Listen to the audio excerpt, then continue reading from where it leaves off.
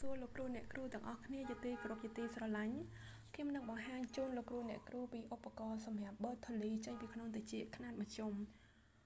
ឧបករណ៍នេះអាចបឺតបានធូលីចំពោះមនុស្សធំក្មេងចាស់ប្រុសស្រីទាំងអស់មានបំពង់មាន3ផ្នែកខុសៗគ្នានេះផ្នែកធំនេះផ្នែកមធ្យមហើយមួយទៀតផ្នែកតូចសម្រាប់ដំណើរការជាក់ស្ដែងឬក៏កូនក្មេងអាចប្រើបានដូចជាពេលខ្លះមានធូលីជាប់នៅក្នុងត្រចៀកអាចត្រចៀកច្រើនឬក៏សត្វល្អិតជាប់ក្នុងត្រចៀកឬក៏មានសម្លីដែលតបាជាប់នៅក្នុងត្រចៀកចឹងអាចបឺតបានទាំងអស់ខ្ញុំអត់បានសាកល្បងបឺតទេដោយសារម៉ាស៊ីននេះគឺជារបស់លោកគ្រូពេទ្យដែលកំពុងរៀបចំផ្ញើជូនគាត់ហើយធានាគុណភាពជូនមួយឆ្នាំហើយដុំសាកភ្លើងពិសេសពេលដែលដោតជាមួយនឹងឧបករណ៍ភ្លៀងវានឹងចេញពន្លឺភ្លើងឲ្យតែម្ដង